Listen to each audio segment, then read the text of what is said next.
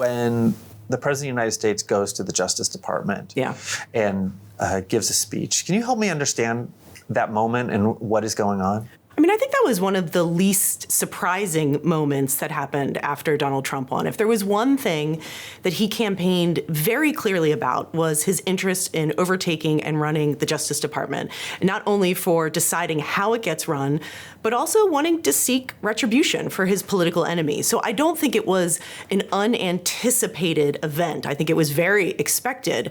But I'm not sure even people that were ready for shakeup were ready for the extent to which Donald Trump would take the changes at the Justice Department, which, just weeks into his administration feels like it has been completely remade under his ideology and his demands. You said that it wasn't unexpected. Yeah. Why wasn't it? What did he promise? What did he say in that speech? What was it that was motivating that? I mean, I think you have to go back and look at the campaign and how Donald Trump ran his campaign. He ran as someone who wanted to be a strong man. He spoke very flattering of other authoritarian leaders around the world. And one of the key pillars of that is the justice system, that you have to believe that the executive has sort of broad-reaching powers over the rule of law. And I think that extends to sort of the broader MAGA Trumpian worldview of the rule of law in this moment, and that is that the government hasn't been accountable enough to the President of the United States. And he is trying to sort of remake executive power in a way that probably the last time it was fundamentally changed was after the Watergate scandals. But in that era, power was restricted from the presidency. It was a moment of great scandal in Washington where Congress, under the control of Democrats at the time, passed a series of laws to sort of tighten and restrain the executive. And there has long been a movement on the right, which I think has become much more mainstreamed, that says none of that stuff should have ever happened, that the constitutional intent for the president is to be an all-powerful executive, that the entirety of the executive branch should report up to him. And I think Donald Trump is executing that. I think it's being challenged in real time, but they were very clear in the campaign that this was the type of presidency that he was going to try to execute. I mean, and I guess it's not just a theory about power in the presidency. For him, when he's at the Justice Department, it's personal. I mean, he had been a defendant charged with crimes by that very Justice Department. Right, and even in his first acts, it was almost to undo everything the Justice Department did. Look at the pardoning of all of the January 6th defendants. I mean, even the extent of the violent offenders. I think there were supporters of the president that didn't think he would go that far. Firing all the career attorneys that had anything to do with the cases against him. Even the retribution against the law firms that were associated with some of those lawyers. I mean, it goes deep and it's personal. And I think that to the extent that there has been, certainly by government watchdogs, by transparency advocates, say, this is not good. This is not the intent of the Justice Department. But I have to say that I think that, Donald Trump is someone who campaigned on saying he would test American institutions. And it seems like that's a bargain that a lot of voters, at least in the short term, have been willing to wager, that he said he was going to do these things. And I think for a lot of Americans, it just looks like change. It looks like Donald Trump is delivering on these promises to upend Washington, to drain the swamp, to do it completely differently. I'm not sure if people can really understand the extent to which it could change the presidency long after Donald Trump leaves office if he is ultimately successful in expanding executive power in the way that he would like to. He also has an indictment of the way the Justice Department had been run, and he uses two words. He says lawfare. He says weaponization against him. What is he saying when he's standing there? What is he criticizing? How does he view what had happened to him? Oh, I think that he believes that it was a complete miscarriage of justice. I think that Donald Trump sees himself as a victim in all of this, that he thought that he would argue, I would think, and his supporters would argue, that they thought the Justice Department was already politicized, that it was targeted against him and that powers that be misused their power to investigate him.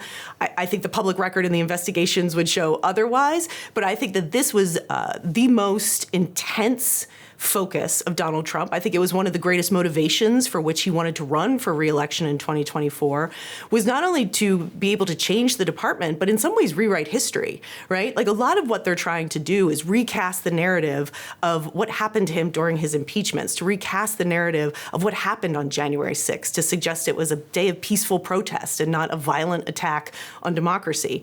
And I think that that has been a very powerful motivator to him, and something that I think is something that all Americans should think about is the ability to rewrite these narratives, right? And I think that the perception of how people see the Justice Department, I think is, and in all American institutions, has been degraded in recent years. There isn't much about the American government that the average voter has a ton of faith in these days. If you look at surveys, it's oftentimes the military ranks the highest, and after that, it's a pretty severe drop-off. But I think he is able to take advantage of that moment where I don't think people have a lot of faith in the system. So someone coming in to upend the system, I think there's some optimism that he could make it better, but I also think that you have to be clear-eyed with what the things he's taken so far, the actions he's taken so far do not align with the rule of law in the way that the Justice Department has operated for basically our entire lives. Let me ask you one thing about that moment, which is that he calls out individual people who he sees them as having wronged him. Yeah. Norm Eisen is one of them that we're talking to. How unusual is it for him to go to the Justice Department, refer to an individual person as scum, as he says that Eisen had been violent, had done violence toward him and was vicious. Yeah. Help me understand that moment. I don't even know what to say about that. Trump is just so known for making things personal and pejorative, right? He attacks people, he brings them down. I don't think that, Jack Smith, the prosecutor in the January 6th federal case against him, is another one that he has made a point to sort of target and try to undermine even after leaving the Justice Department. He doesn't just want to beat his political enemies. He wants to sort of humiliate them, to make them subservient, to make them say that they're wrong. It's not enough to just win. It's like you have to embarrass, you have to punish. And that's a big part of Trump and the retribution and the grievance. He talked about this. He's talked about this for years now. He thinks that all of these people were a constellation of actors out to get him. And in turn, he is now sitting in the most powerful office in the world, using that power to seek retribution against these people almost one by one. Do you know why somebody like Eisen? Do you know why he would?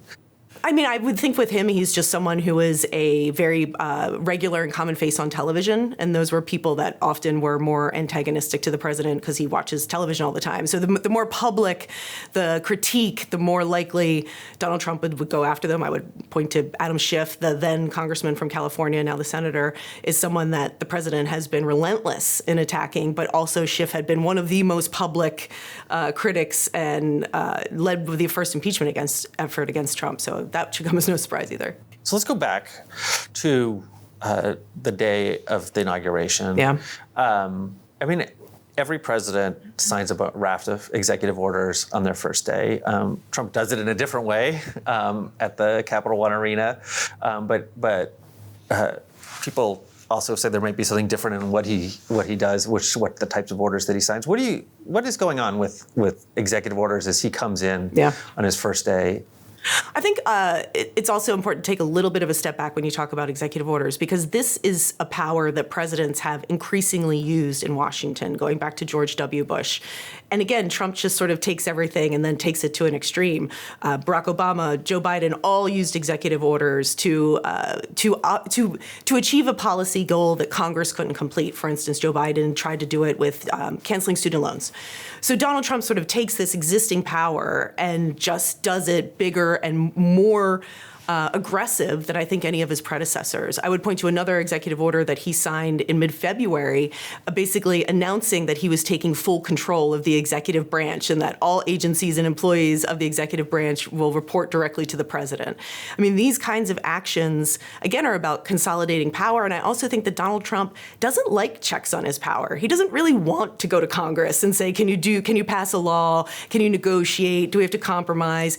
He wants to do as much as he can by himself. He wants to be able to use the power of the presidency to exact policy goals that he doesn't want to have to work with Democrats for. And frankly, he doesn't want to always have to work with a lot of members of his own party in Congress. So as much as he can do on his own. And I would also say this, I think that they are very aware of the fact that a lot of these executive orders will be challenged in the court.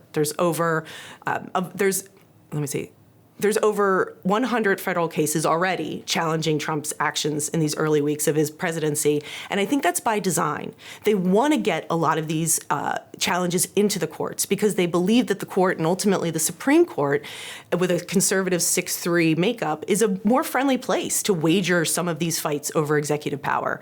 And I think that a lot of the people around the president have for years wanted to try to get these cases to the court to test the limits of executive power with a higher degree of confidence now that the Supreme Court will rule in their favor and ultimately codify the expansive presidential power. I mean, it is a lot fast. And one of the phrases that comes up a lot is flood the zone. Yeah. And there's talk that maybe was Stephen Miller who was sort of the architect of that in the early days. Yeah. I mean, what was the strategy? Was he involved in organizing that? I think from the beginning, the Trump team knew that they wanted to make 2025 a big year. They knew that presidents in their first year is going to have the highest amount of public support, and they really wanted a shock and awe campaign. And I think that the executive orders speak to that, but also the pressure that he's putting on Congress to pass his tax cuts, more extensive energy policy. I mean, they want a lot of wins this year. I think they also politically know historically midterms are not great to the party in power in the White House. There's a chance that there could be a Democratic check on that power within, 23 months of taking office, and they want to get a lot done now. And so I think that the velocity was by design. And I also think it's hard to make the public understand deeply how much it could be potentially fundamentally changing in their government. And I think that especially a lot of this is so far, it's legal arguments, it's academic arguments, it's what kind of democracy do you want arguments. But they are really fundamental to the nature and design of America and the balance of power and how this government works. And there was an architecture to this. There was Project 2025 during the campaign, which was the conservative blueprint drafted by the Heritage Foundation or Heritage Action. And, during the campaign, Trump tried to distance himself from this document, even though it was written by his allies, many of whom now work inside his administration. But it's all laid out almost exactly what he's doing in the blueprint, and particularly these executive orders and how much you have to do comes from a conservative viewpoint that the president has been shackled, and Donald Trump doesn't want to be shackled. And there's a lot of lawyers around him who say you can be on the legal right side of this. The laws and the restrictions on the presidency should never have been put there to begin with, and we're going to try to remove them. I mean, as you said, if you think about that first signing ceremony where he's signing and he's throwing pens to the audience, and as you said, there's some element of it which is delivering on a campaign promise. Absolutely. I think that, look, Donald Trump is disruption and he is change, right? He was the change candidate in 2024, even though he was a sort of incumbent candidate. And I do think, he resonates with a lot of Americans who I think just look at things and think nothing's working. The system just doesn't work. The government's inefficient. There is a perception that there's way more waste and fraud in the federal government than there actually is. But I think he's able to tap into that. There's almost a resentment towards government and the way it's been run. So I think he is really seizing on that. What I think is so interesting about it, though, is that I think there's a lot of conservatives that might take issue, more traditional conservatives that would take issue with what Trump is doing. This sort of idea of the all-powerful executive with no checks on presidential power. Think about it this way. Will those same conservatives feel comfortable if this power is expanded and Democrats win the White House in 2028, right? Once you expand these powers, once you change the rules of the game, it's not like you can go back and redo it all the way it was before. I mean, these could be for the rest of the country's existence type changes. It could put America on a completely different trajectory. And so sometimes it is surprising to me that there aren't more people maybe a little concerned about what Trump is doing, even from within his own party, because if he's able to do this expansion of power, it could ultimately be a gift to a future Democratic president. The other thing that he does that you mentioned is back at the Oval Office, he signs the pardons for January 6th, which is something he had campaigned on, but it still seems like a surprise even to people in his own party. Yeah, I think even J.D. Vance, his vice president, had suggested that he wouldn't pardon the violent offenders. I think that was one of the first moments where it was very clear that Donald Trump was going to push the envelope as far as possible. And also, I think another important thing is that public opinion doesn't seem to move him as much this time around. I think being a second-term president, obviously he cannot run for re-election, although he's joked about changing the Constitution to make himself capable of running for a third term. But that was a moment where it was like, okay, he's clearly not paying attention to public opinion, because public opinion did not support pardons for these people, and certainly not the violent offenders, people who had attacked police officers. But also all of his surrogates on the campaign had tamped down that talk, like, oh, he's not going to go that far, he's not going to do that. And he did. And it's another reminder that truly no one speaks for Donald Trump but Donald Trump. Anybody who suggests that they know what he's going to do or are confident that what he says is what he means, he proves that wrong time and time again. And so I think that was a very early moment in the administration where it was like, okay, Trump is going to go as far as he can for as long as he can. What signal did that send, whether he intended it? I don't know if we know what signal he intended, but how was it received? Well, I think you have to look at it. One of the things that was surprising about it is how little pushback there was. And I think it also speaks to how much power he has within his own party. There was virtually no pushback from Capitol Hill, where Republicans now control the House and the Senate.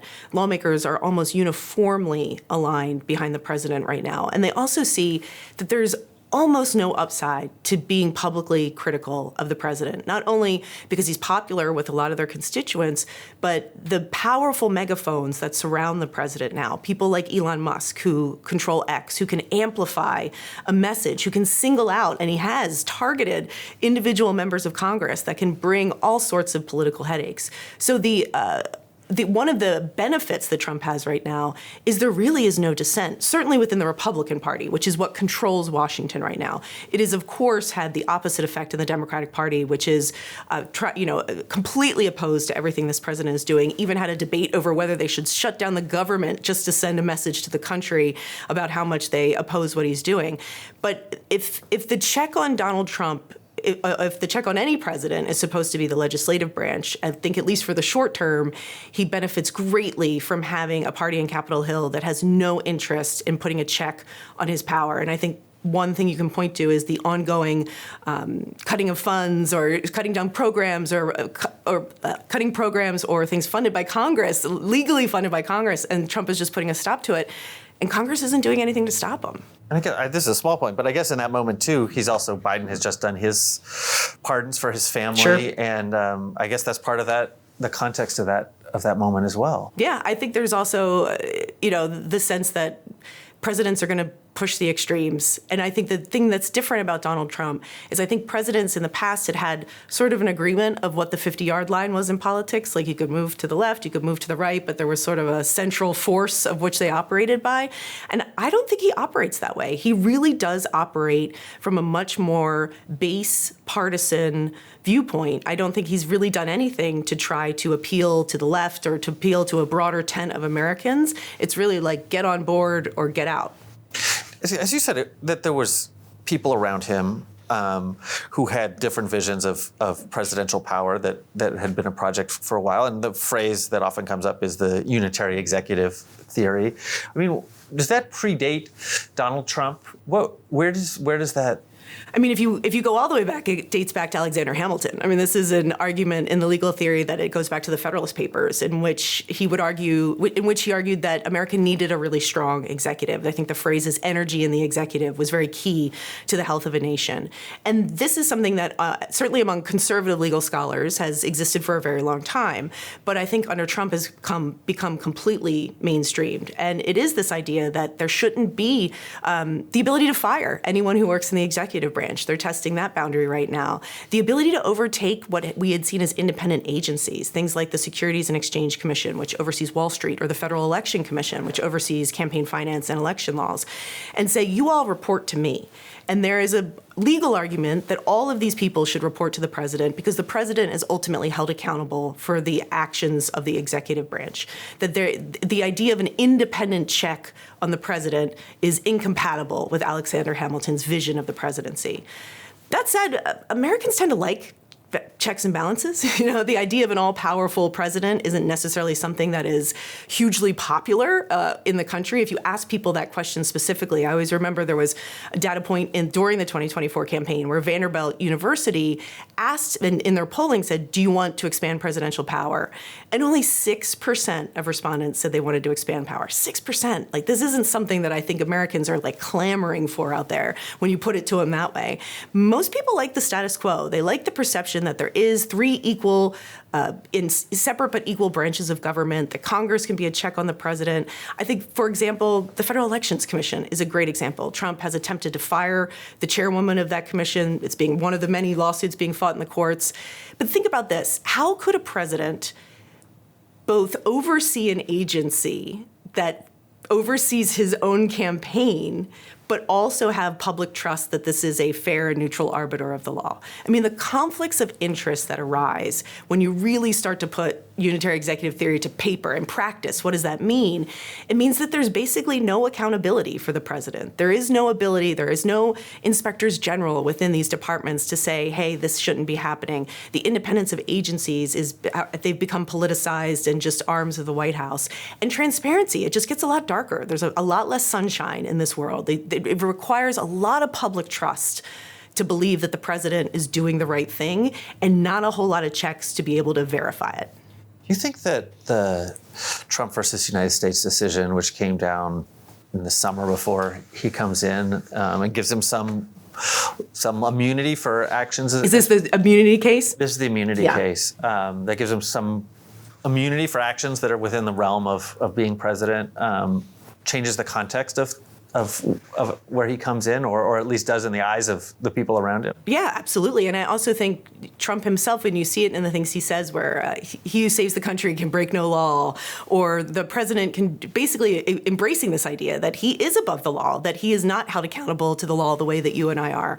And the Supreme Court has validated that in many ways. They did say in that decision that he has almost unfettered control of the Justice Department, that he can do what he wants there, and that he is basically immune from any types of crimes while president. So he's already operating from a base that prior presidents hadn't enjoyed. That Supreme Court decision absolutely creates a new era in terms of the idea of what kind of legal accountability a president could ever be held to. So let's talk about the Justice Department. When you look at the leadership that he puts in at the top of the Justice Department, the top of the FBI, what is he looking for? Who are the people that he appoints?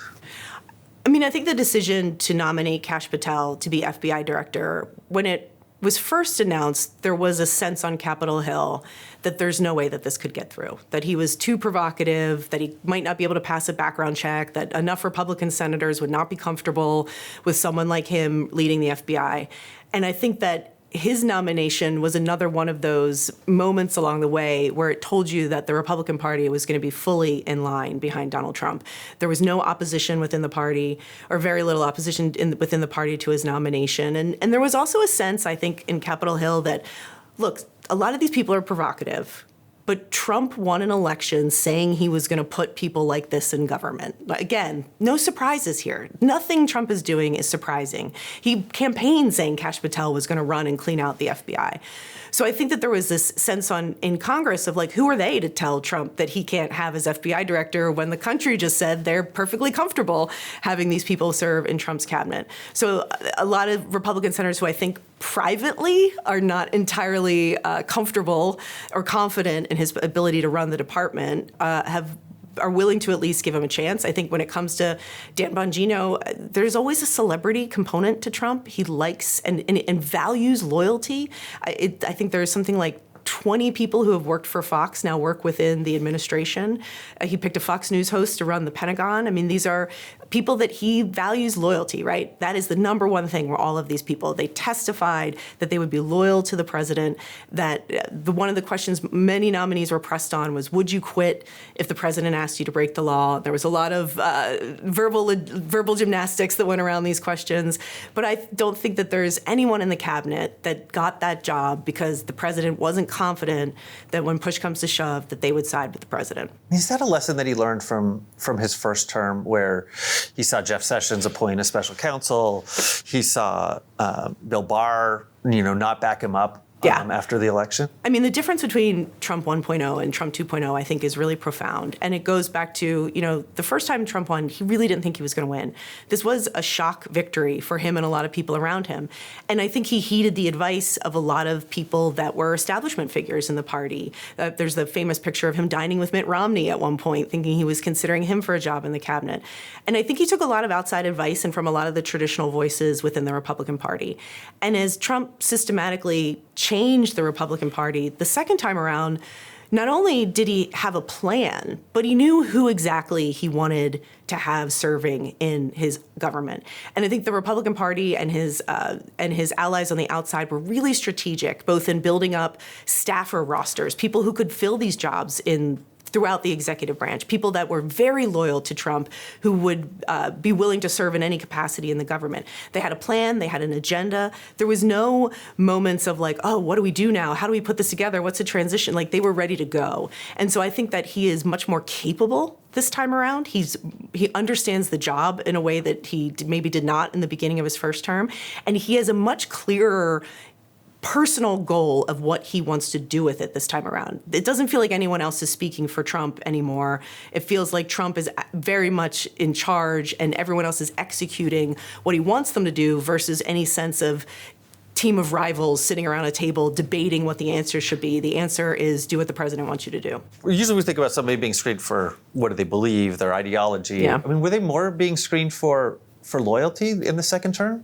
I mean, this part is challenging because we don't always know the exact extent to which background checks and all of these things happen for these nominees. But I do think this time around, certainly Democratic senators would tell you that even those norms and precedents were eroded in terms of getting more fulsome financial information, for instance, for people that were going to serve in the cabinet, to have a better picture of who these people were, what their financial conflicts of interest would be, things like that. So it does create. There is nothing to indicate that there's anything wrong with any of these nominees, but there is an ethical climate around this White House that I think is worth also considering all these other decisions they're making.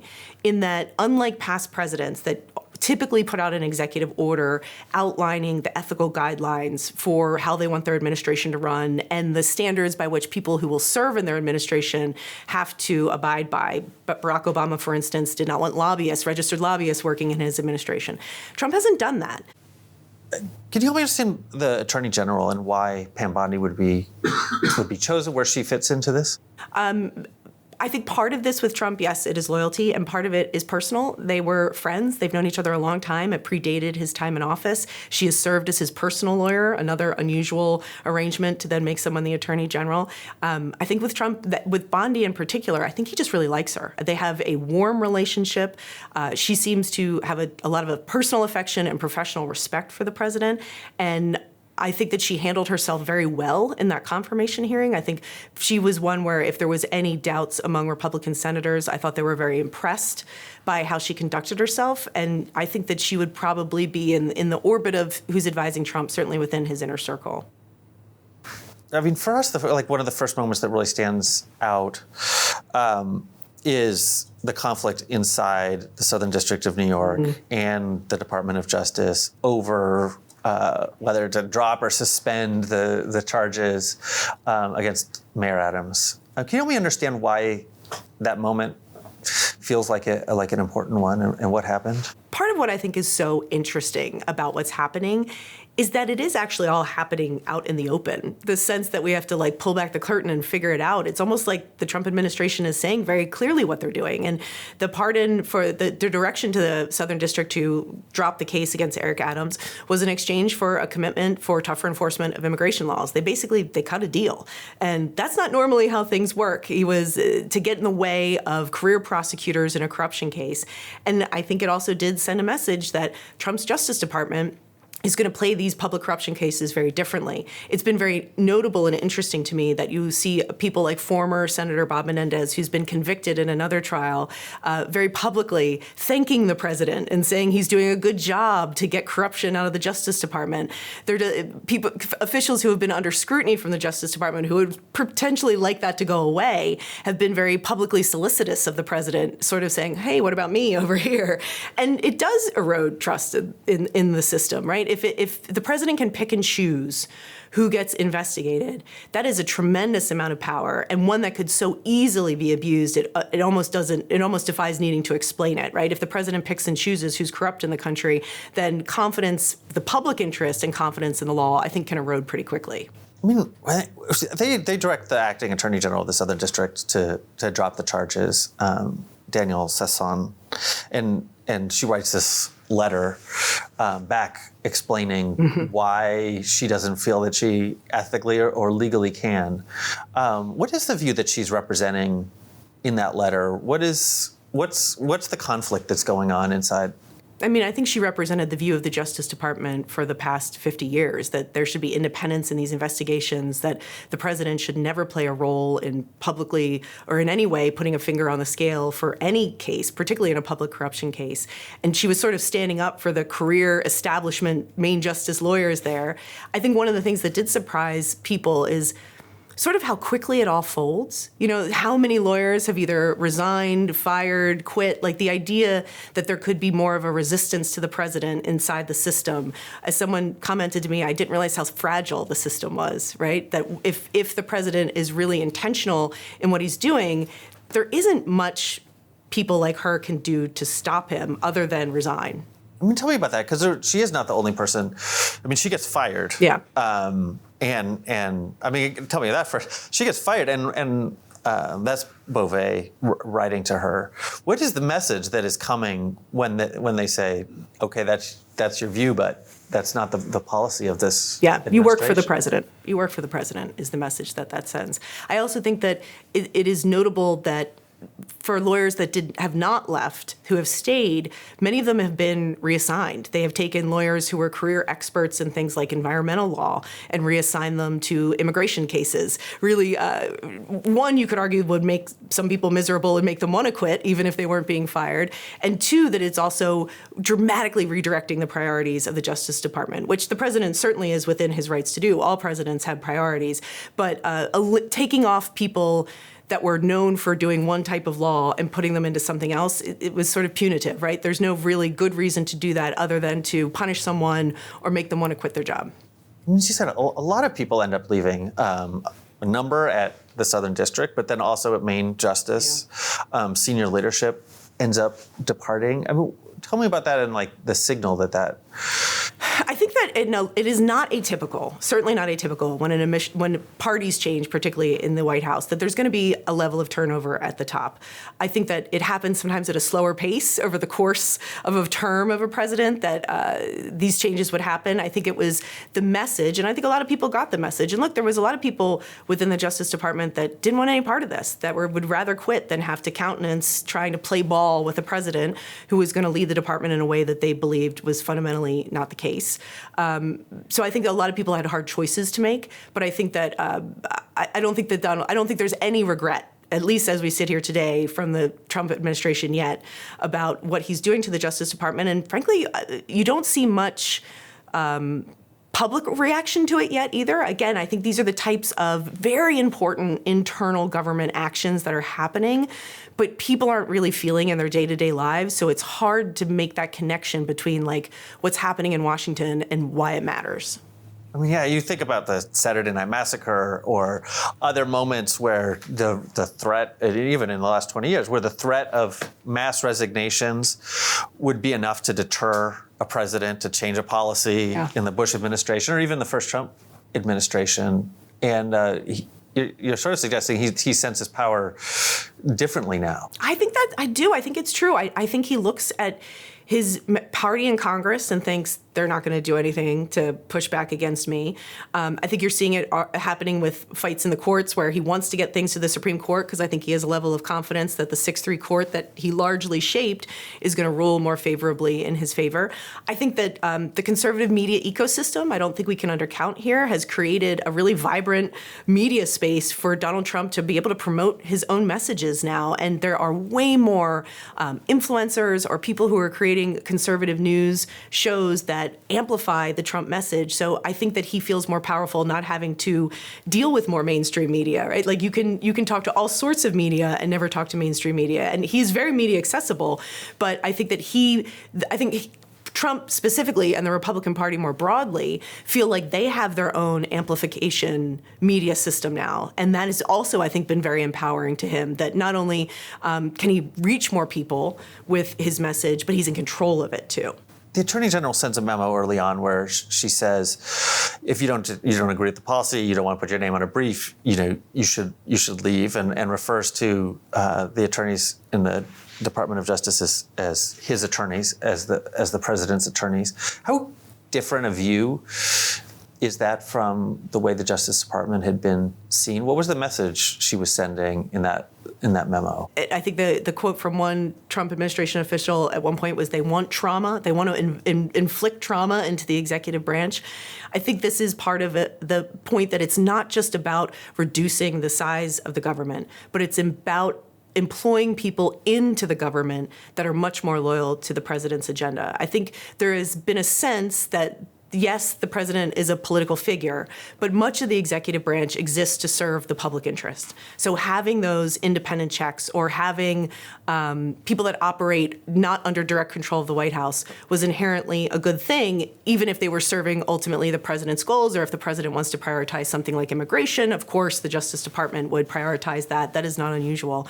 But there is a level of loyalty demand, a sense of retribution for anybody that dare speak up or defy him, and I think a willingness to fight people in a way that I'm not sure people were anticipating. For instance, the attack on big law firms, right? The ability to say, if you do any business with people I don't like, I'm not going to do business with you. This sort of tough guy deal making. I'm not sure people were prepared for the extent to which Trump would take it. I think that people knew he was going to be more partisan. People knew he was going to put more political demands on the executive branch, on these agencies, but they really seem to be going like pedal to the floor as much as they can possibly do.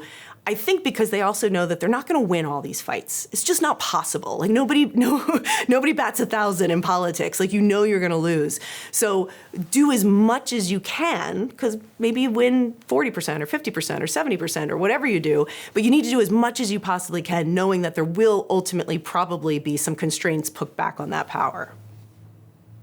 How unusual a figure, and I mean, we're thinking about this in terms of the law and the way that the government is organized. How unusual a figure is Elon Musk?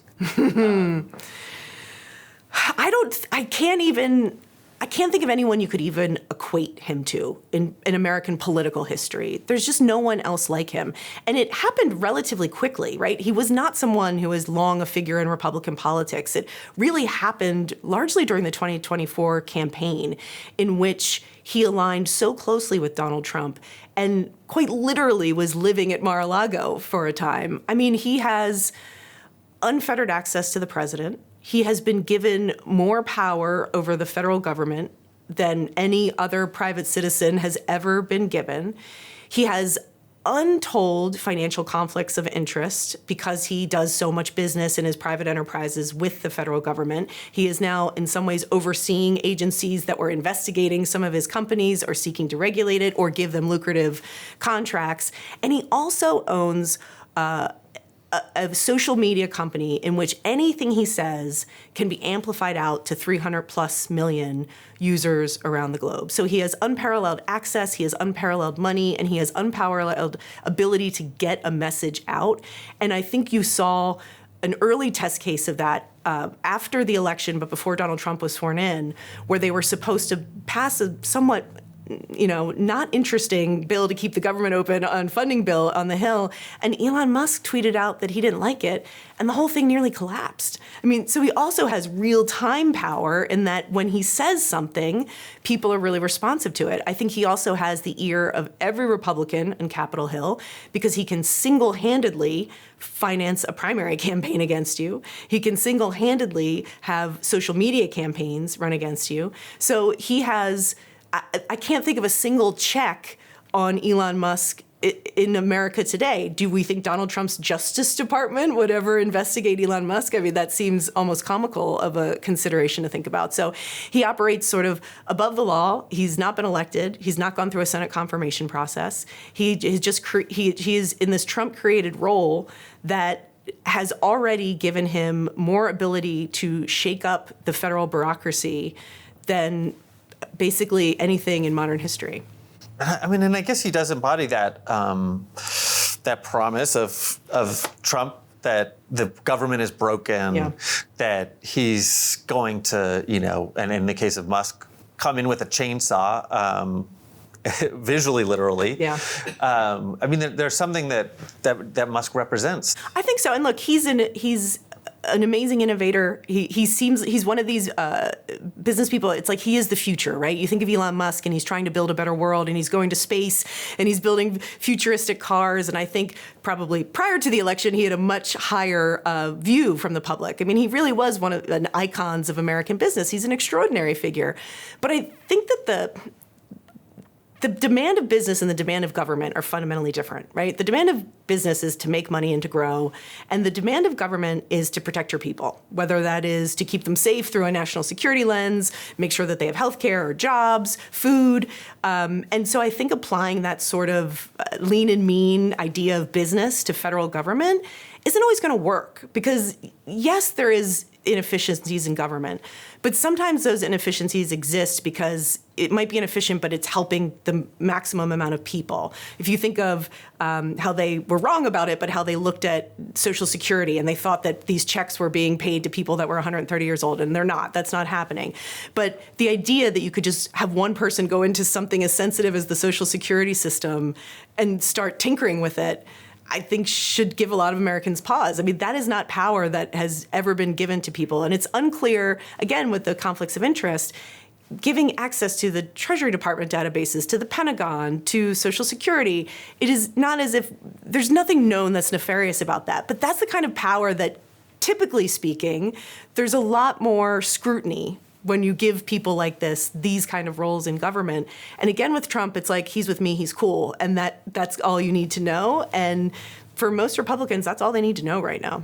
And the other thing we've been thinking about it, the other way to think about Musk is when it comes to cutting spending on things, which is traditionally like what you would go to Congress. And a lot of people thought he'd create a commission and they'd give recommendations to Congress. But it turns out, as I understand it, that there was a theory inside the Trump world. Russ Vought sort of is identified as having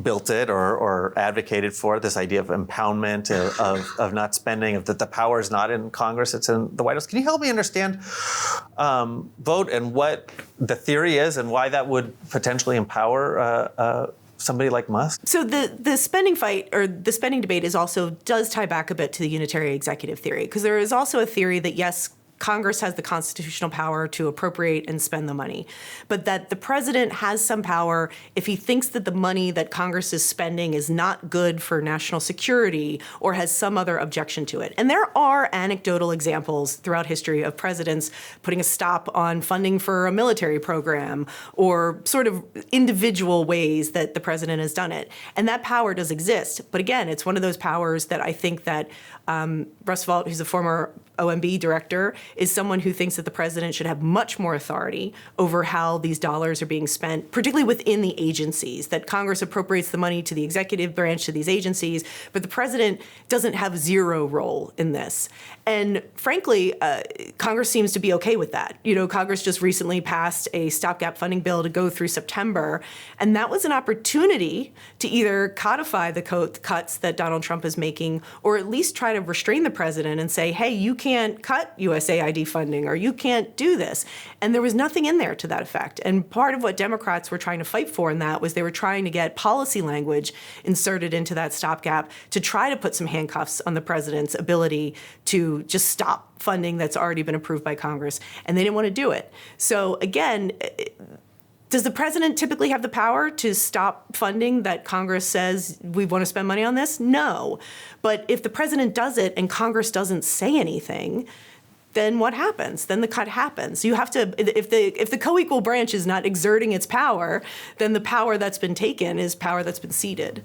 Do you think that USAID was a test case? Did they choose that Yes. to be first? I mean, I think USAID was both a test case for how you could close an agency, but also one that had been a frequent target for conservatives in the past for a lot of the activities and programs around the world that it funded. I think closing it also spoke to Donald Trump's more America First isolationist view. It is very easy to prey on American sentiment that feels like we spend too much money abroad. So a lot of the spending, I think, look like smart financial decisions. Why are we sending money to Africa? Why are we sending money to China? This money should be being spent here, even though it's a small fraction of what the U.S. government actually spends. But yes, it was absolutely a test case. I would also put into the test cases the shuttering of the Consumer Financial Protection Bureau, another agency that had long been the bane of conservatives, that they fought the creation of it. They didn't like its existence. There was court cases making it easier for the president to fire the head of the CFPB and just showing up and saying, stop work on everything you're doing, and effectually stopping that organization was another example of like, how far can we push this? Another one I would point to is the recent shuttering of the U.S. Institute of Peace, which is a nonprofit corporation chartered by Congress, funded by Congress, that again, the White House, DOJ showed up at the door and said, we're going to shut this down and we're going to reduce it to its minimal need. And so all of these are sort of pushing the boundaries. And again, Congress is saying nothing. Congress is saying nothing. Now, these are going to be, again, these are being pushed to the courts, but I think that there is a decent level of confidence that some of this, especially for a court that seems to have a pretty expansive view of what presidential power should look like, will ultimately side with the Trump administration and say, yeah, he can do it. And even if they say, the counter to this too, when you talk to Democrats, the concern is, even if they say, hey, you couldn't have done that. If 3 years from now it works its way through the courts and they say, hey, that whole thing you did with USAID you shouldn't have done, it's so much harder to build it back. So taking the baseball bat and just shattering it into pieces is a lot easier than then taking all the individual pieces and trying to put it back together. So even if Donald Trump is ultimately unsuccessful in some of these legal challenges, he might still have practical victories in eroding or basically eliminating parts of the government that he didn't like to begin with. In this town, what was the shock like when the word went out that all of these employees at USAID are not, going to be put on leave or going to lose their jobs, when DOJ shows up, when the name is being taped over or taken down off of the building? Yeah. What was just the sense here? I think it really was shock. Again, like Trump campaigned on reducing the size of the federal workforce. I think that they thought it was going to be done in a more measured way, similar to when Bill Clinton did it during his time, where there was a significant reduction in force in his presidency, but it was done through a process. It was done through buy-in from the agencies.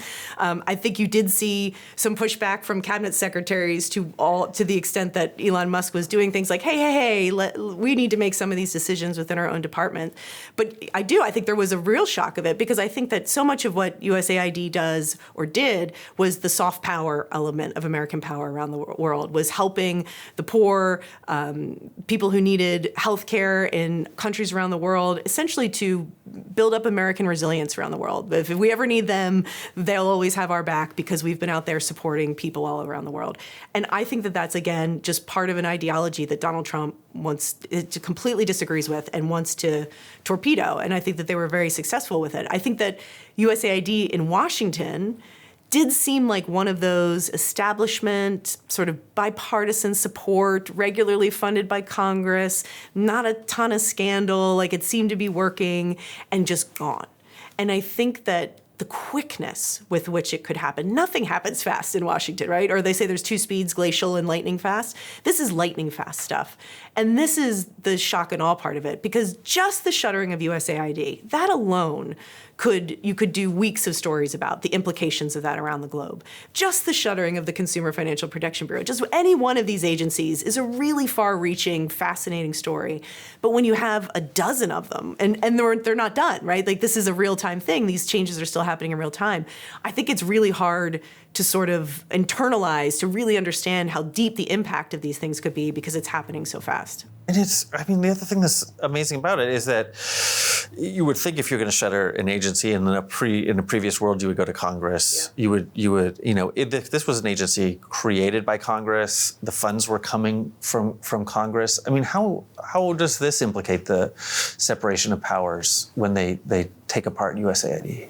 I mean, I think it is deeply significant, but I also think, again, if Republicans on the Hill are not willing to push back on the president, then it's going to happen. And I think that it is also really changing the reality that for a long time, a lot of foreign policy was bipartisan.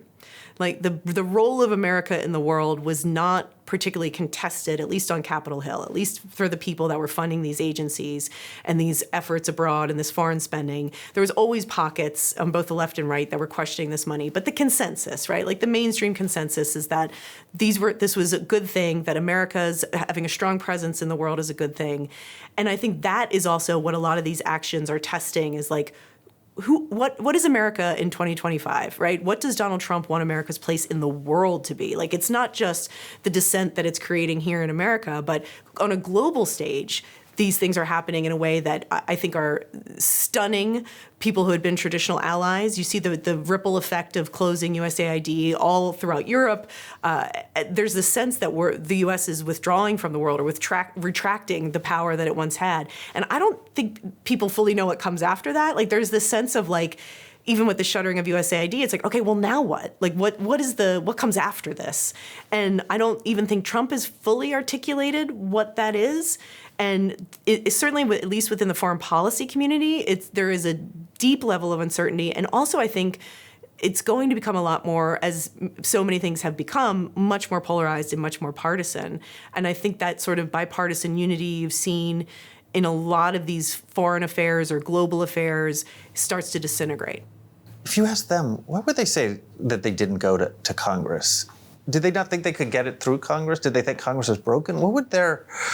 They probably couldn't have got it through Congress, right? And Congress is kind of broken. I don't think that would have failed in Congress because they didn't have the support. I think the opposite. I don't think that they had the support on Capitol Hill to shutter USAID. And if you would have, for example, said, we want to do this the right way, we want to go through Congress, we want to pass a law, we want to go through the appropriations process, that could take a year and a half, right? That could take 2 years. That could take, Congress does not move fast, certainly with the idea of shuttering an agency. Look at the Department of Education, right? There's been legislation for 40 years on Capitol Hill to shutter the Department of Education, and it's never gotten a critical mass amount of support. Certainly, to get it through the Senate seems almost impossible. And I think Donald Trump looks at those trappings of power, the Senate filibuster. He's like, I don't need to deal with that. I'm not going to be held back because Chuck Schumer doesn't want me to shut down the Department of Education. So they're just going to do it. And so I think that it's also forced a lot of their opposition to sort of expand their minds of what can happen, because I do think Donald Trump is doing things that even people that were expecting change were like, no, he's not going to do that. And it's like, oh, no, he's doing that. And he's going to do more of that. And we haven't seen it yet. If there is a check on Donald Trump, if there's something that says, oh, I need to pull back, or what's the restraint, I don't know what that is yet. We haven't seen it. He still is very much in the honeymoon phase of his presidency. His favorability ratings are starting to drop. But I would argue that that's more in relation to economic policy that he's enacting than anything necessarily related to the changes in the federal government. I think people still at this early stage see that these changes could be good, that the way they're pitching it, at least, a smaller, more efficient, more accountable executive branch is a good thing.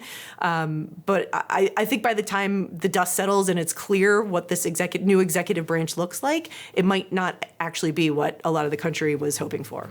I mean, and the way you've been describing it, Congress has just ceded that power to the executive. Yeah, and I don't think it's over. I think, look, Trump hasn't had yet a single legislative fight on Capitol Hill.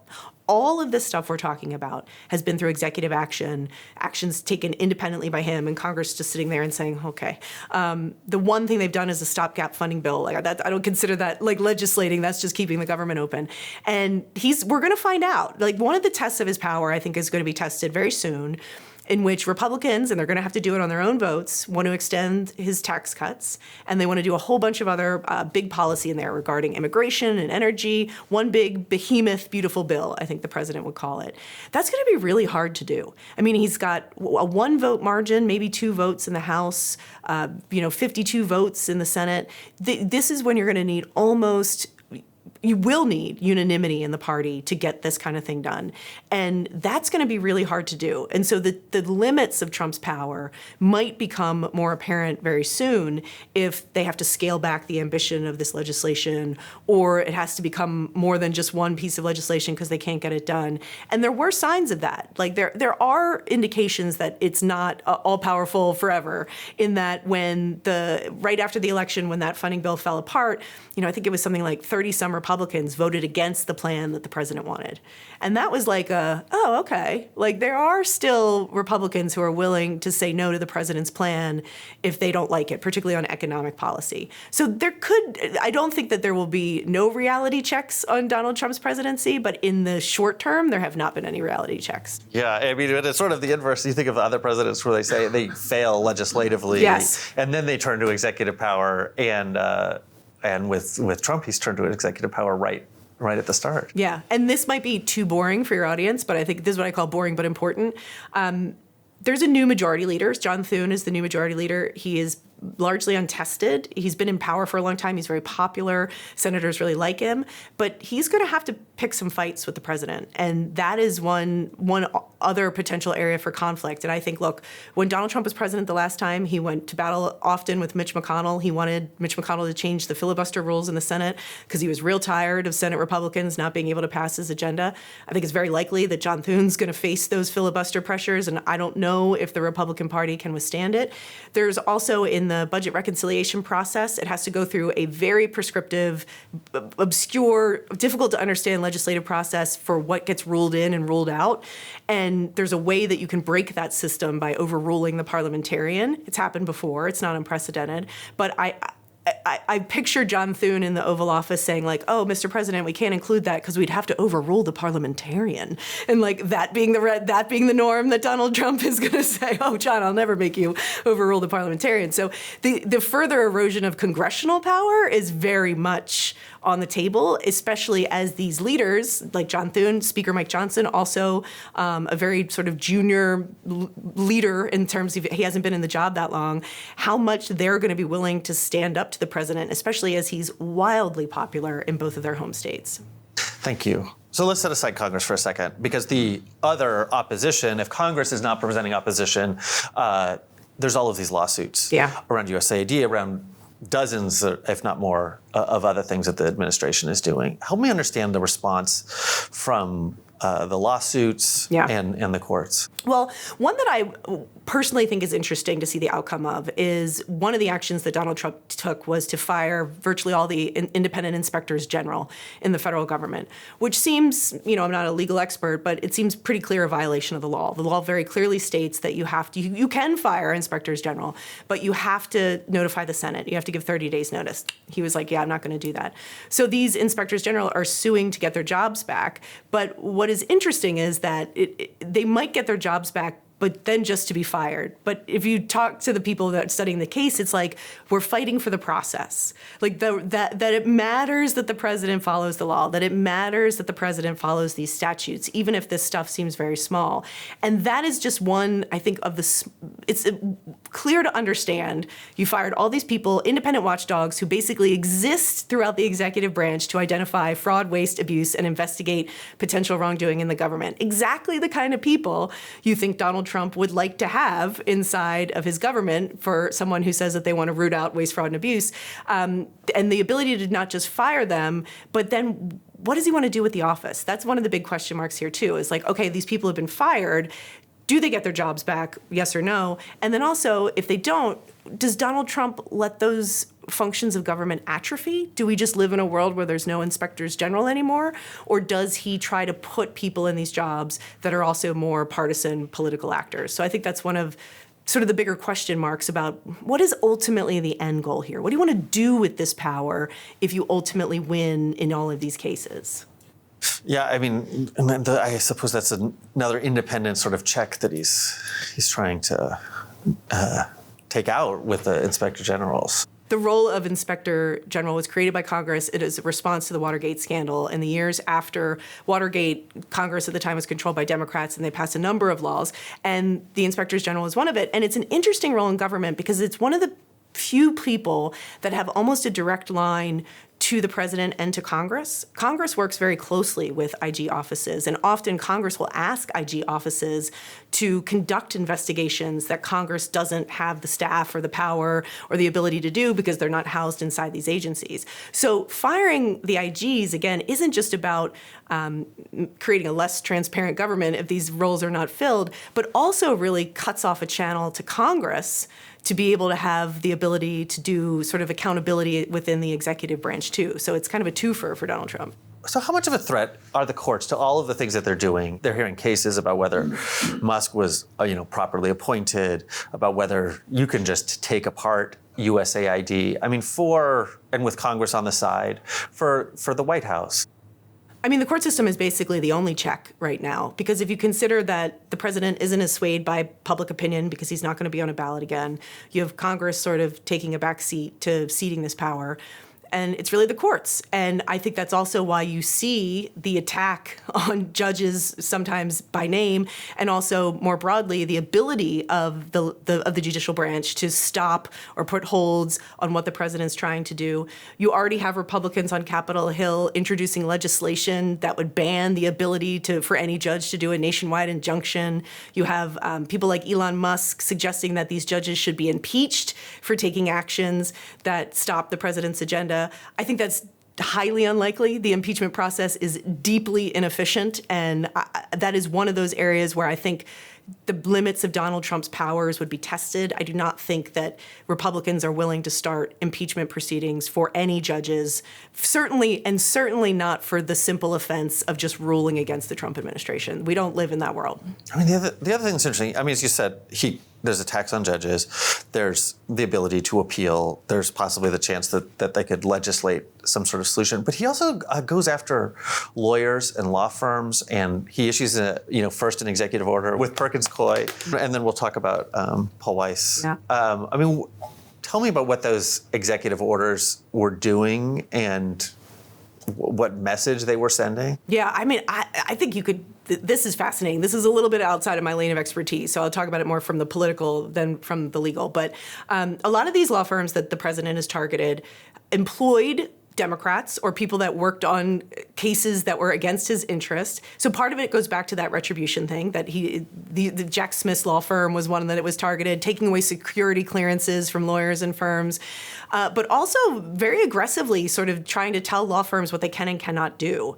And I think it is creating havoc in the legal community right now for how big firms are going to weather this. And I think that the thing that people have to keep in mind is that a lot of these big law firms get their money from big corporate interests.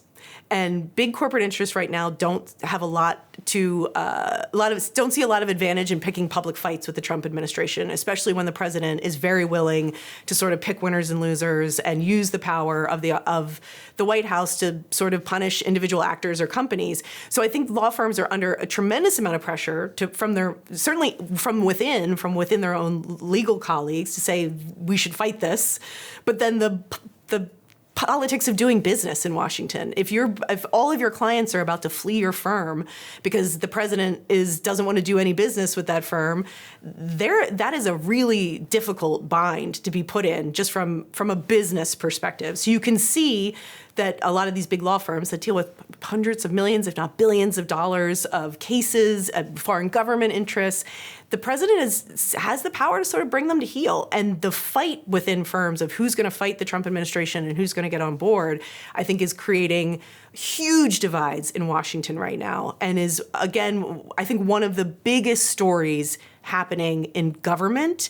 But again, it's like hard to really drive home why, telling a law firm that they have to do certain cases or things, how destructive that can be, again, to like the confidence that the law is the law and it's not just subjected to the political whims of the executive.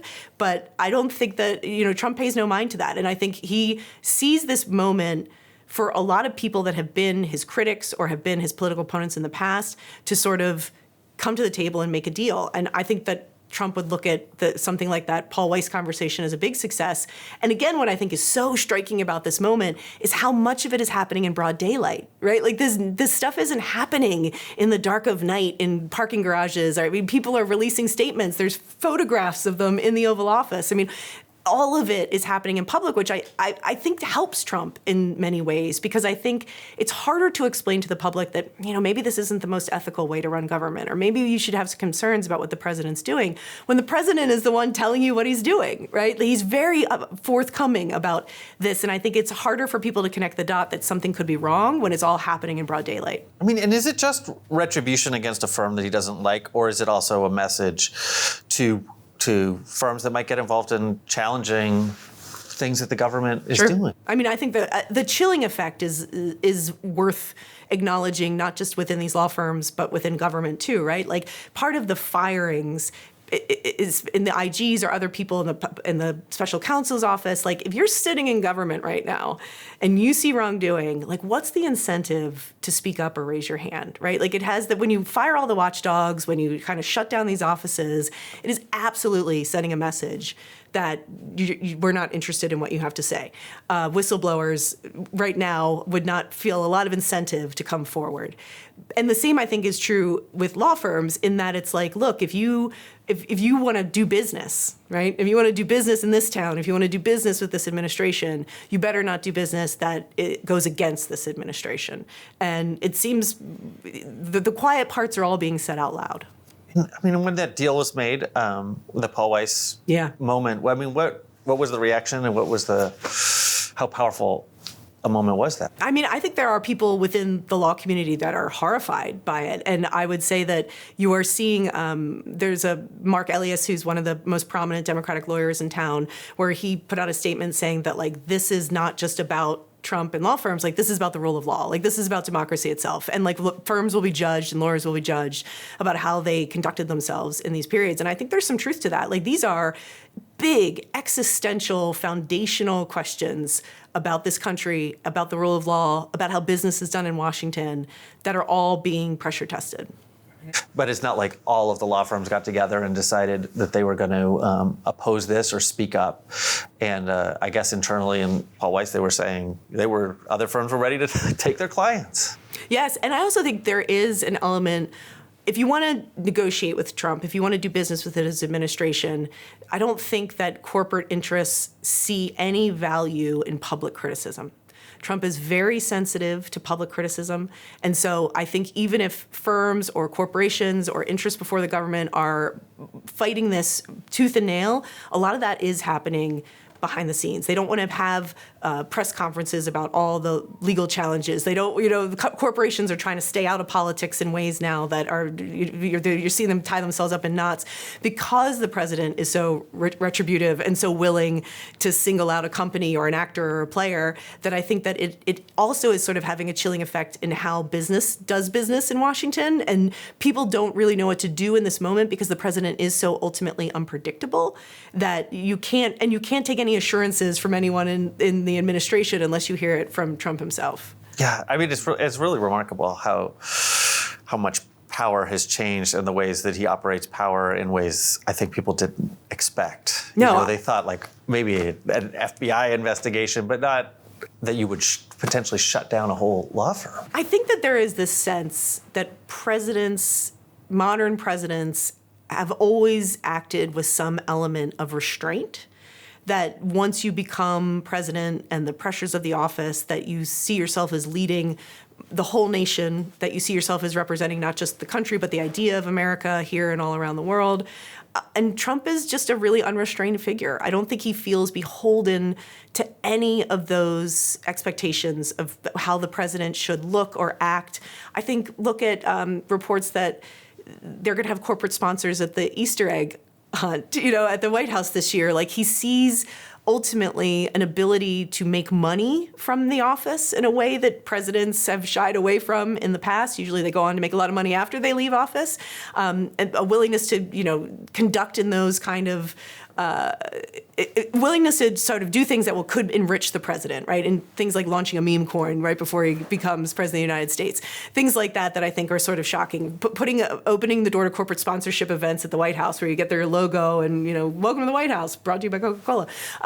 There's a level of disregard for what had been acceptable ethics in how politicians conduct themselves in Washington, sort of what was broadly seen as like the right thing to do or the legal or the ethical thing.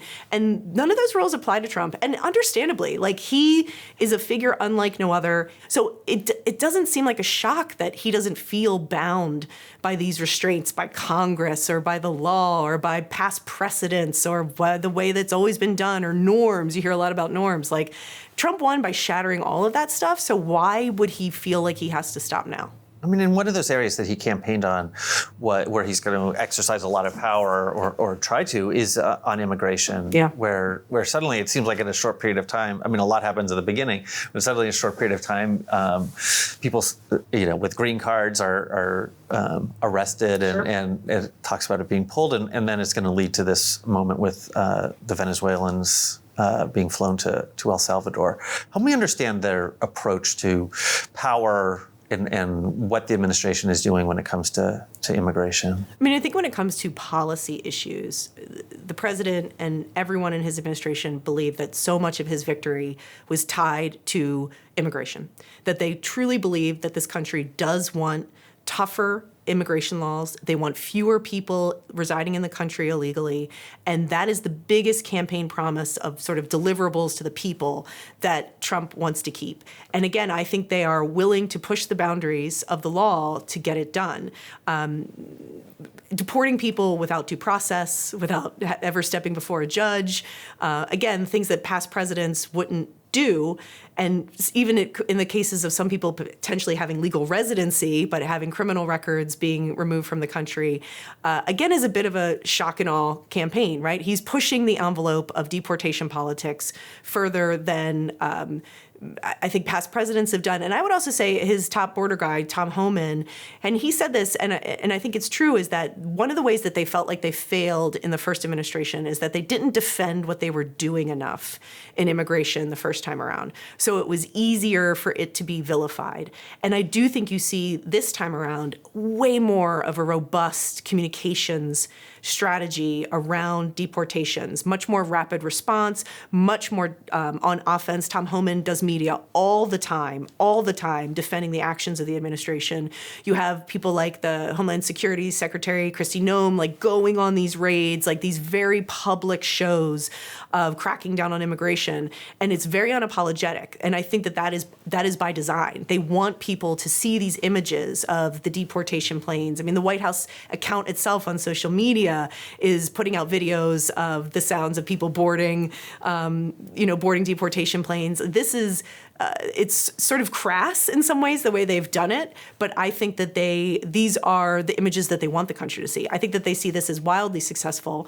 And in some ways, I think that this is where they are pressure testing the willingness of the public to go along with these kind of things. And I think that there is a sense that it is easier to convince people in this country that people that are not citizens aren't due the same rights as the rest of us, right? I think that as a political argument, not as a legal one, I think that they feel like that's a pretty easy case to make. And again, these are going to be tested in the courts, but I think in the court of public opinion, I don't think that any Republican right now feels like they need to sort of slow down on the immigration front. I mean, what are they doing when they invoke, law from the 1700s, the Alien Enemies Act? I mean, are they looking for loopholes? What are they doing when they're? Well, I think that they're trying to test again in the courts how far the president can go to affect immigration policy under the guise of national security, that it's not just about immigration, that there's a broader issue at hand. I think that's why you hear Trump and many of his allies often refer to the crossings of the border as an invasion. That is a very specific choice of word that they're using. And I think part of it is also building up to another potential or another ongoing legal fight to undo birthright citizenship. And that is another, I think that it's all tied together in terms of immigration. That I think that Trump sees that birthright citizenship should never have existed, and that using words like invasion or national security arguments is maybe the best argument they can come up with to try to make it harder for people to become citizens. I mean, some of these people could be deported or removed. There's process to do it. Yeah. But what do they want? They want it faster? They want to not have the due process? Well, where I think that public sentiment and the facts are on their side is that deportations were really inefficient and that Joe Biden did oversee a massive wave of immigration over the border, and the country didn't like it. So I think that if the president has certainly used the M word, mandate, on many things, but the closest thing I think he would come to actually having a mandate is on immigration. And I do think it's that simple. I think people want fewer illegal immigrants in the country, period. And these planes, I mean, then those planes where they're saying these people are members of a dangerous gang. Yeah. That's a powerful place for him to be politically. It is, and it's a dangerous place to be. I mean, take Trump out of it, just the government's ability to, without due process, without a judge, without a ruling, say you're an enemy of the state and you have to get out. I mean, that's a pretty aggressive interpretation of presidential power that I don't think aligns at all with sort of constitutional views of due process and the rights of people residing in this country, even if they're not citizens, to be held to the same legal standards of our court systems. So yes, I mean, that is, I think, one of the most provocative and potential for, again, eventual court pushback against the president. But I think you have to push as hard as you can on immigration law, because even if you don't win them all, hopefully, I think in the end, you will have a system in which it's harder to cross the border, in which it's harder to seek asylum, and when it's harder to stay in the country illegally, and that law enforcement is given much more resources to sort of find, law enforcement is given much more resources to find and deport these individuals. I mean, I guess the question is if they're testing the court system, or if, as what will happen, which is they've picked a very popular, what they see as a very popular issue, as a very strong residence. We are protecting America from criminals who are in a gang, and we are getting rid of them, and the courts are getting in the way. And if you want to pick a fight with a court, or delegitimize them or criticize them, seems like that's a strong issue for them. Yeah, and I think you see with the court system now putting injunctions or trying to stop these deportations or trying to slow down what the Trump administration is doing, I think you see that same pushback now being pushed against the judiciary. Like, you don't get to tell me what to do.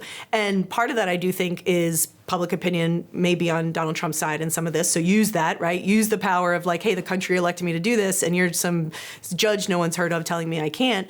But ultimately, I don't think that Donald Trump can get around the court system. Like, unless you take it to the extreme in which Republicans in Congress would be suddenly willing to impeach all these judges and reinstall Trump loyalists. And, like, we're just not there. We're just not there. Like, the court system is still the best and strongest check against the Trump administration. And it's just too soon to say if it could withstand the challenge. We just don't know yet. This is the real-time test that the judicial system is feeling along with the legislative branch.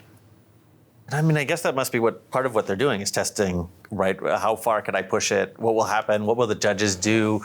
Like, can they actually like, how much power do the courts actually have if they play sort of cute with it? I think that Trump really wants to get as much as he can before the Supreme Court. There just is a broader, I think the president specifically and conservatives more broadly think that a 6-3 conservative court is much more likely than at any time in the past generation, certainly at least since the Reagan era, of ruling in a more conservative fashion. So and it's difficult to get things to the Supreme Court, right? There's thousands of court cases across the country every year, but the Supreme Court only takes up a very finite amount. So smartly picking the legal fights that might get there is part of this strategy.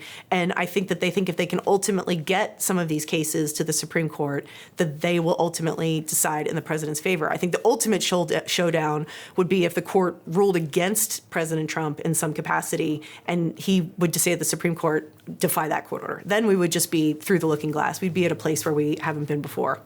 You said that impeachment's not really going to happen. It's not a very good tool and one that they can actually use. But that the president attacks the judge, says a lot about him as a sort of radical left-wing lunatic. Yeah.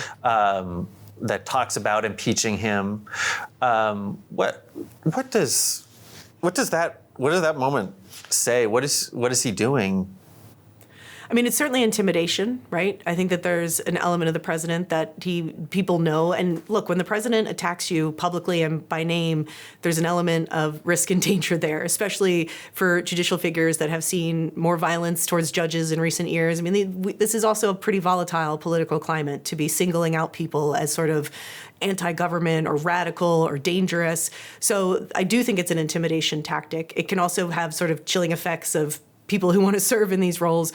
But ultimately, I think that, again, having an independent branch of government, which I think that some of Trump's top allies would argue that it shouldn't be as independent as it is, it's just going to be really hard for him to get around the courts. It's just hard to do. It's long, it's arduous. It does not give constant satisfaction or instant satisfaction the way that I think a lot of both Trump supporters and Trump opponents would like to see. But he's going to still have to work that process. And I think you see them, that's why they're trying to work the judges so much.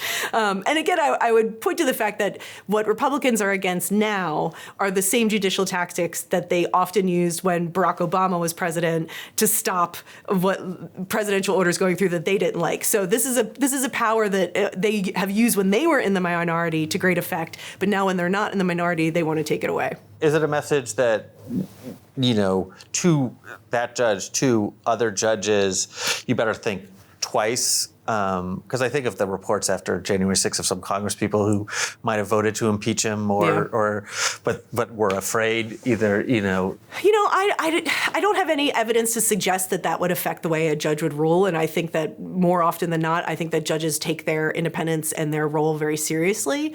But I don't think that it improves the political climate or the perception.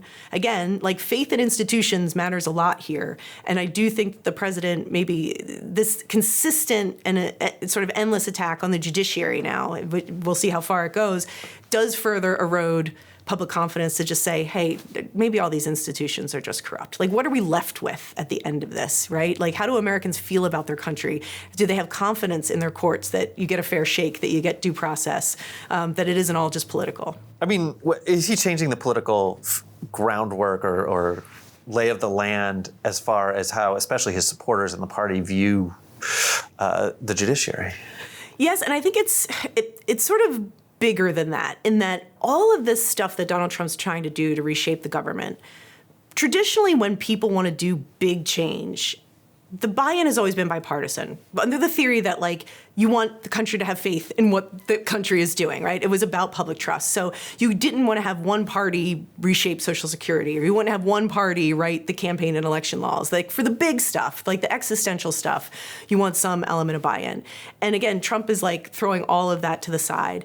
And I think what is dangerous about those moments, the reason why you wanted bipartisan buy-in is you wanted people to continue to have faith in all of these systems, right? Well, if both parties said it was okay, then everybody can agree that this is good for the country. And again, like, Donald Trump's not going to be president for forever. And he is going to spend 4 years trying to win these fights to expand presidential power. And we don't know what's on the other end of it. But we do know at some point the party that isn't his is going to control the White House.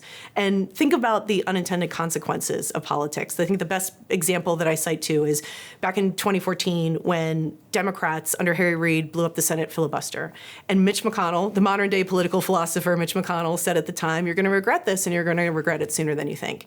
And I think about that quote a lot to what's happening now. Because I think right now a lot of Republicans and a lot of Trump supporters in the country are cheering this on, and they love seeing this change, and they think that Donald Trump's doing exactly what they elected him to.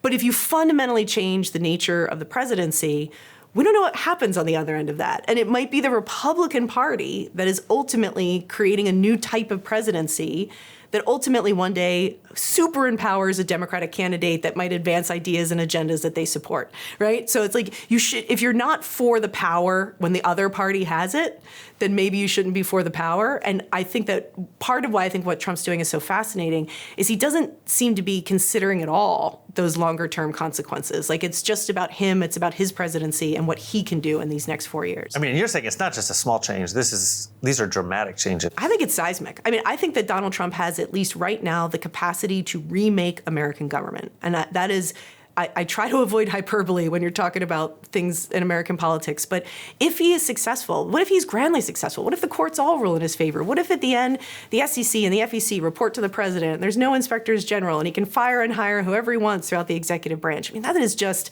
a tremendous amount of power centralized into one individual that, like, maybe you could go back and say a president like George Washington or the early presidents had.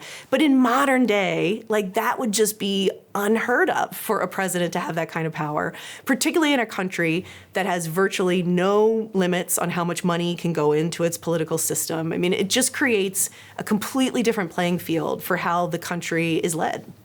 That's fascinating. I mean, yeah, especially if he gets the court alongside that, and the Congress isn't going to be able to come back and change some of those things. Let's just end with the court, and especially with John Roberts, since he gets called the Roberts Court. I mean, what is the moment that he is facing, and the dilemma, and the decisions, or the challenges? I think the existential dilemma that John Roberts faces is that the Supreme Court, the public's faith in the Supreme Court is at historic lows right now. That it used to be part of government that people felt very highly of, and that's not the case anymore. Trust in the Supreme Court has eroded greatly over the years. I also think that he, as the head of the judiciary, these attacks on judges are serious, and he put out a rare statement saying as much to that effect.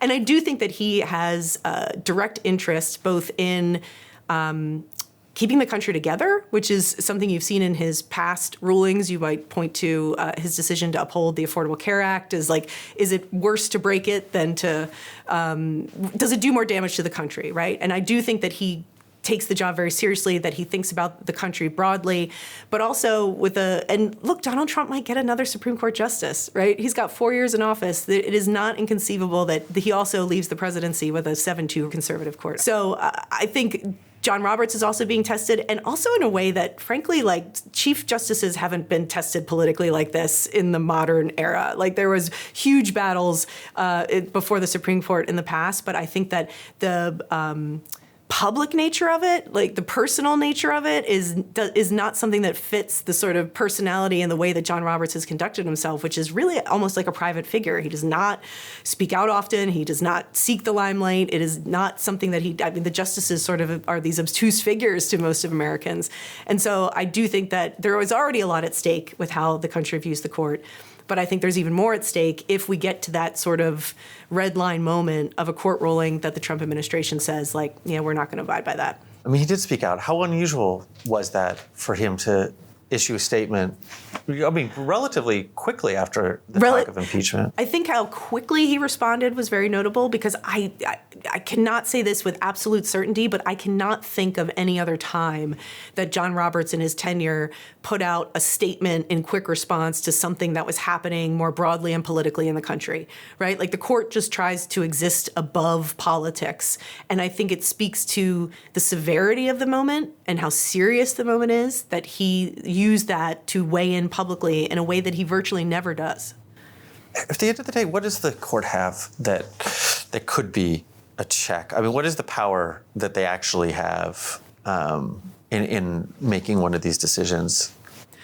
I mean, I think they have tremendous power. And I think that just for one example, like birthright citizenship, which I think for many people seems like a pretty cut and dry, like the Constitution says birthright citizenship is a part of the Constitution and legal. I think that there's an unpredictability to the court.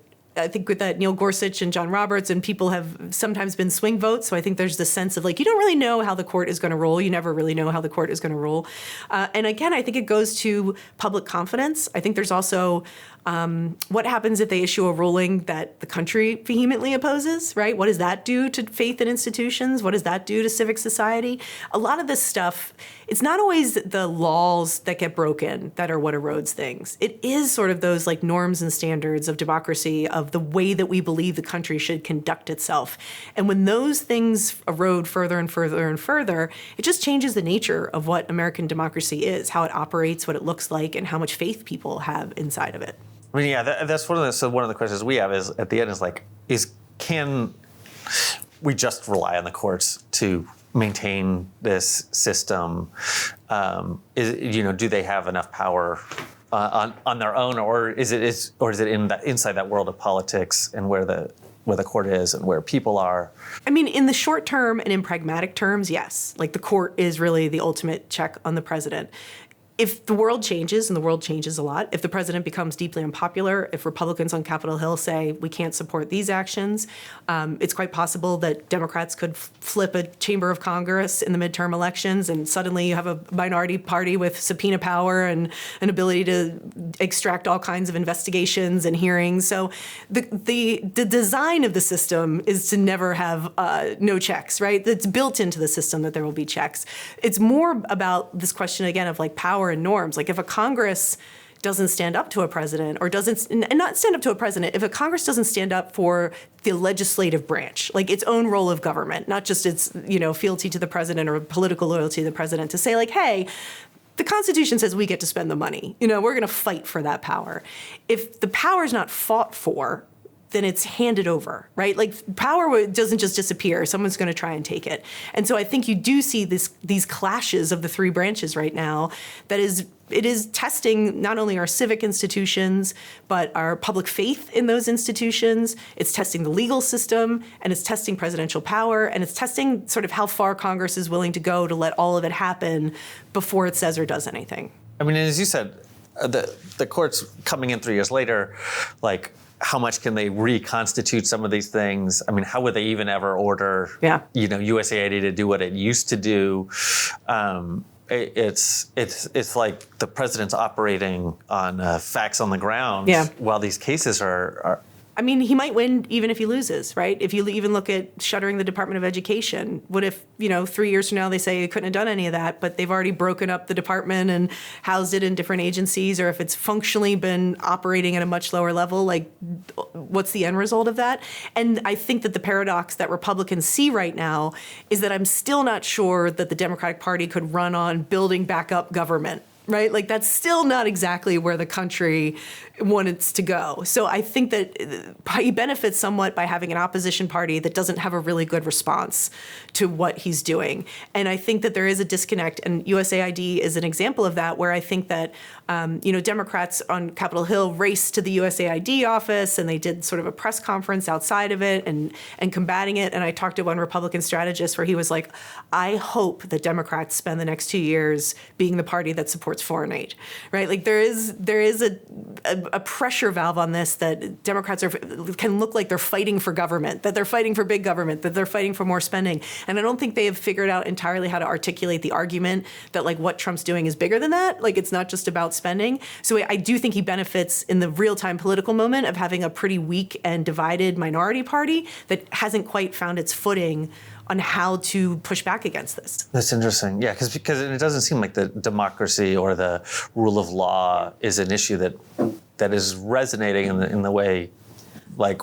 Democrats tried it, right? This is the 2024 election. The Democratic Party tried to make about democracy, about this big idea of institutions matter and people that January 6th mattered, that you don't want people that are going to campaign as strongmen. I mean, Trump campaigned joking that he would be a dictator, right? That we need more strongmen in the world. I mean, he was very open about this. Democrats elevated that every chance they got. They thought it would appeal to swing voters, and it didn't, right? So I think that also leaves the party at a little bit of a loss in how to make the counter argument to what Trump's doing, because I think they're like, well, we just tried to do that a couple months ago and it didn't work.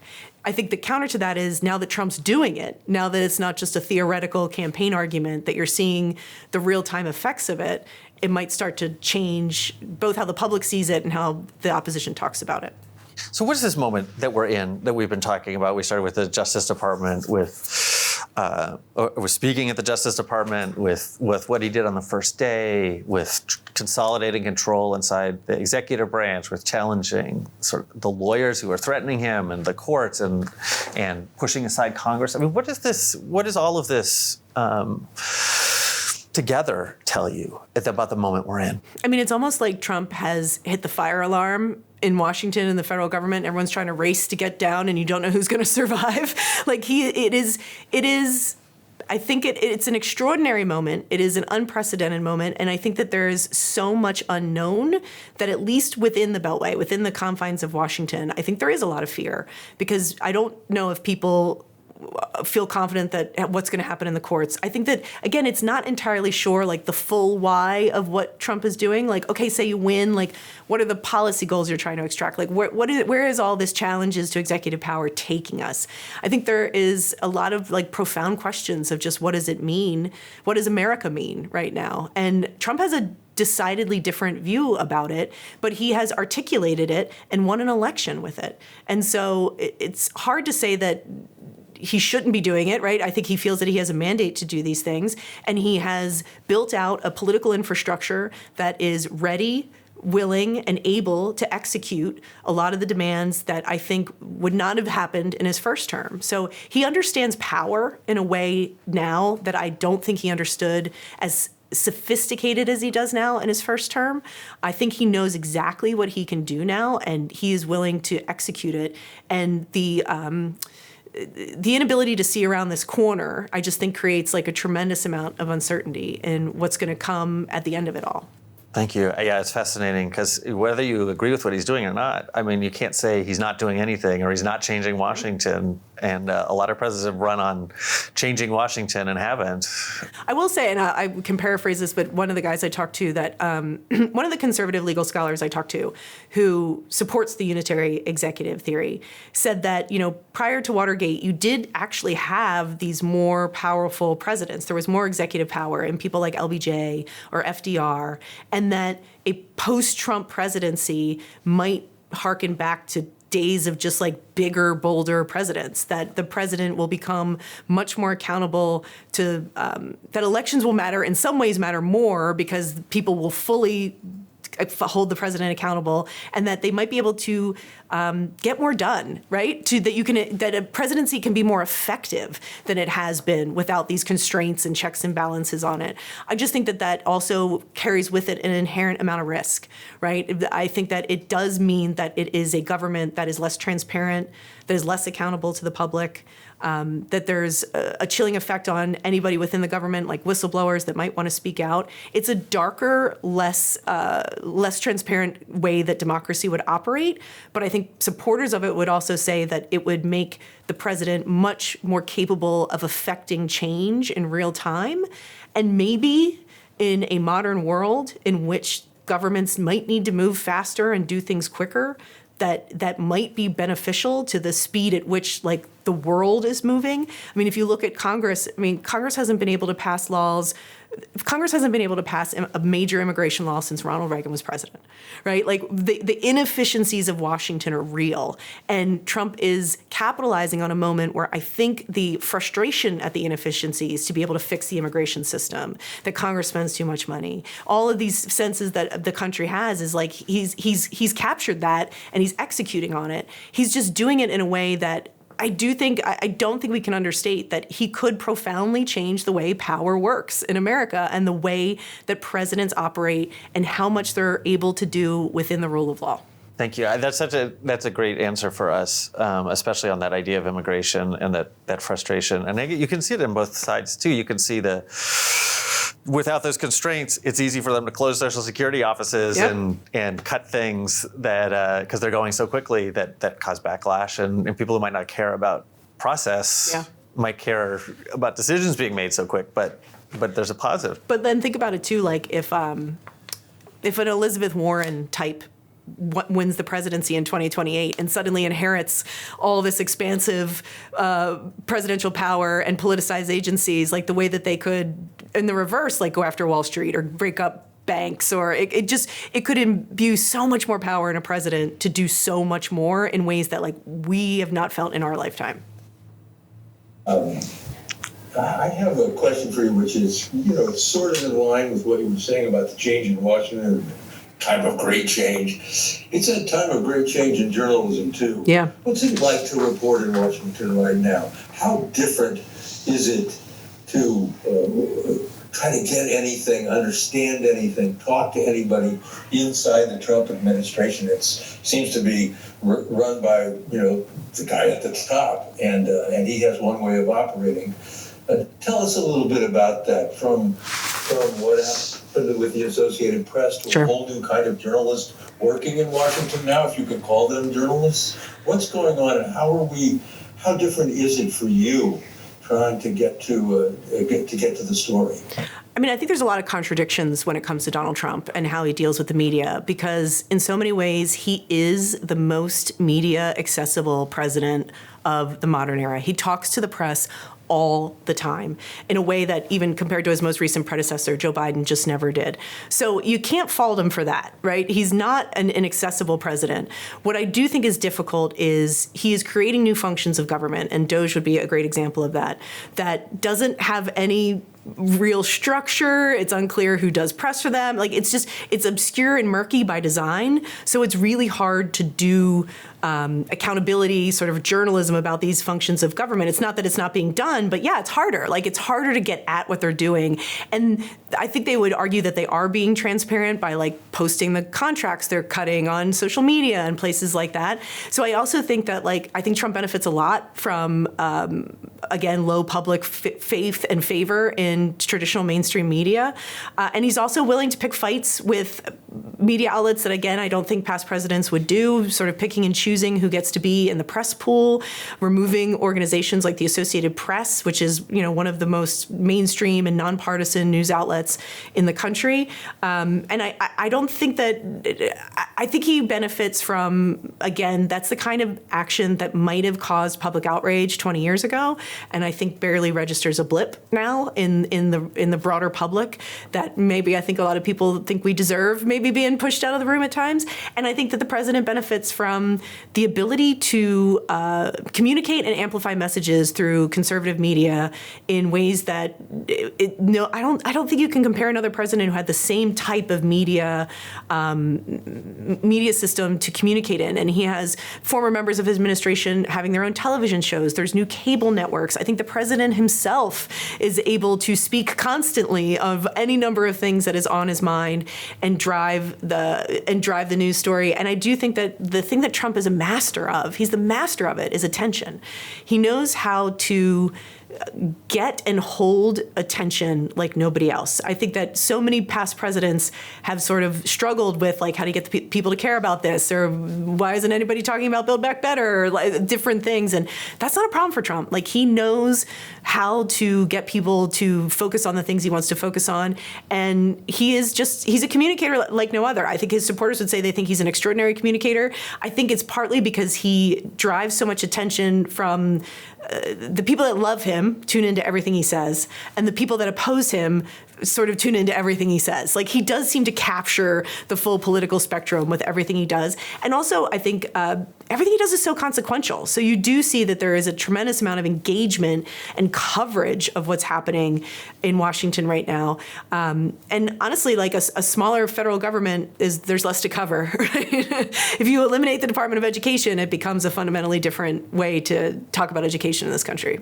You don't feel a sense of intimidation as a reporter when he attacks Peter Baker or Susan Glasser or Maggie Haberman on his site this morning, or some of the networks seem to be caving and paying him off so that he won't come after them. Do you feel any of that sense? Is there a chill in the air? I mean, they're after NPR, they're after PBS, they're certainly got all of our attention. And the things you're talking about Donald Trump are bread and circuses. It's not substance, really, or substances in there somewhere, but you have to separate the wheat from the chaff in an awful lot of ways against people who are extremely hostile to the idea of a free and aggressive investigative accountability press. What's that like, Susan? How does it feel? What do you think about that? I can only speak for myself, but no, I don't feel a chilling effect. I think that Trump has the effect of sort of centering the mind of how big and important a story it is. Where I think there are challenges are, some of the things they've done is firing people or shuttering things like FOIA offices. So the acts of journalism to try to get more information out of the government and the channels by which you could do that are getting tighter and more obscure. So I think that is a real-time challenge. I think that the broader challenge that the media has right now is there's just a lot less of us. Like, there used to be a much more robust press corps in Washington. There used to be people that covered all 50 states, local regional papers. You just had much more dynamic coverage and an ability for people to go really deep on stories that not all news outlets can do. I don't think people understand how minimally resourced and strapped so much of traditional American journalism newsrooms are right now. And I think that reality also benefits Trump because there isn't as much thorough, detailed coverage on a lot of these niche issues because a lot of those news organizations simply just don't exist anymore. And so there's a tremendous amount of power on national news organizations to cover all of these stories, and it's almost an impossible job. The velocity with which he is creating news, which all of these stories matter, every single thing Trump is doing is important and worthy of coverage, but there is such a breadth and volume of it that I think the challenge is, how do you connect the dots and how do you make people understand what's happening in a way that makes sense and in a way that feels nonpartisan and truthful? And I think that is particularly hard to do when the public, in part because when the public doesn't trust the media, in part because the president has been attacking the media for the better part of the past decade. And I think that does have an eroding, corrosive effect on how people see journalists and the job they do.